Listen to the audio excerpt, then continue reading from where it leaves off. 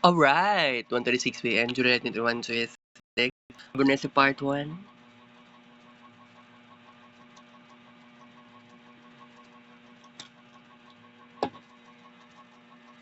Afternoon is a serious family vlog.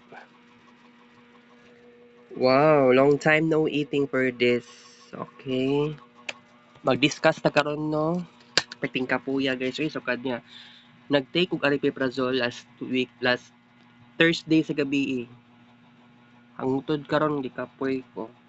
July 30 ang next na ko nga kuan para sa appointment dito sa IPBM. Kagahapon pa lang gikapoy na ko. Unsa nagusa ko gapon sa kuan SWD assistance.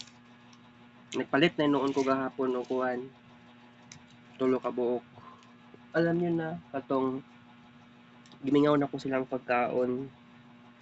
So strawberry flavor akong gipili para maiba. Wala sila ube. Ube unta mas favorite na ko unta no. Wala man sila ube. Cookies and cream, nagsawa na ako sa cookies and cream. Karon mag lingaw-lingaw ta pinaagi sa paglanlan ani. Okay? Atong discussion karon short lang naman ang atong oras. Ang kids paint di ba niya ko sa inyo ha 2 to 3 weeks wala kids paint ta kaganiha kabuang lagi oy. Wala ko'y lingaw guys.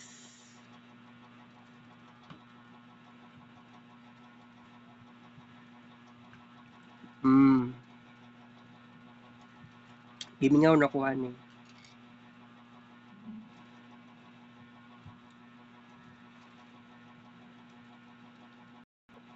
₱75 lang ni. Nagkamahal-mahal na.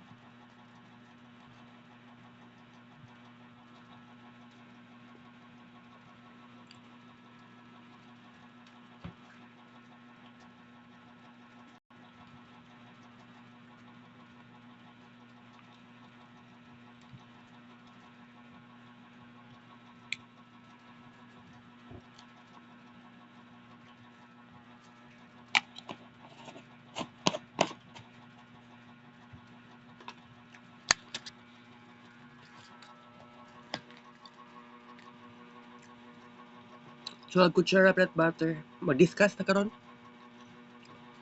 Ginagmay lang oras. Need na ko magtrabaho. Pero ako pa'y naglibog. Mabuang na ko.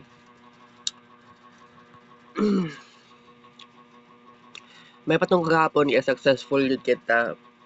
Nag-SWD ko. Kapila ko nagbalik-balik sa DSWD. Manalang gani for the third and the last time. Successful. Okay? Kuan na naman, every 3 months lang naman ko mobala. Every 3 months, di pwede mabalik-balik. So, mobalik ko next na kong balik, another 3 months. Okay, which is no, sa October may tabo.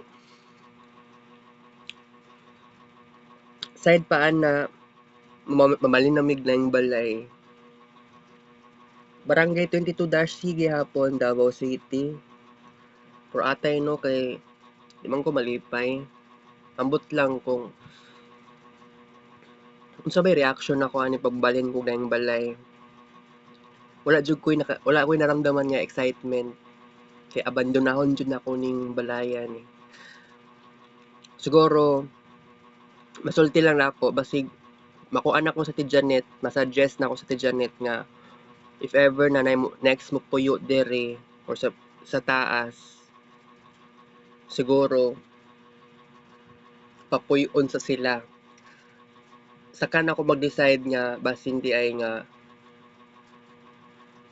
mo transfer ko balik dere kay actually dili na ko kaya nga abandonahon ning balayan ni completely pero siguro na ako'y paraan to make it happen. Ikuan ako ni kanang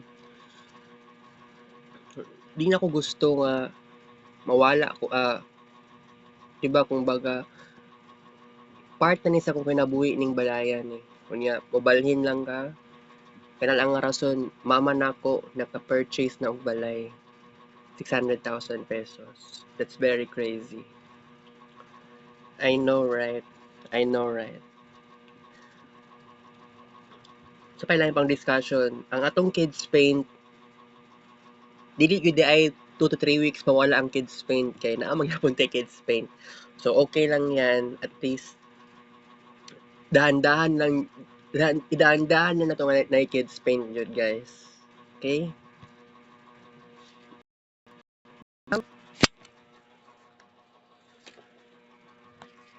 Balik ko nga guys, kita sa vlog, take a show.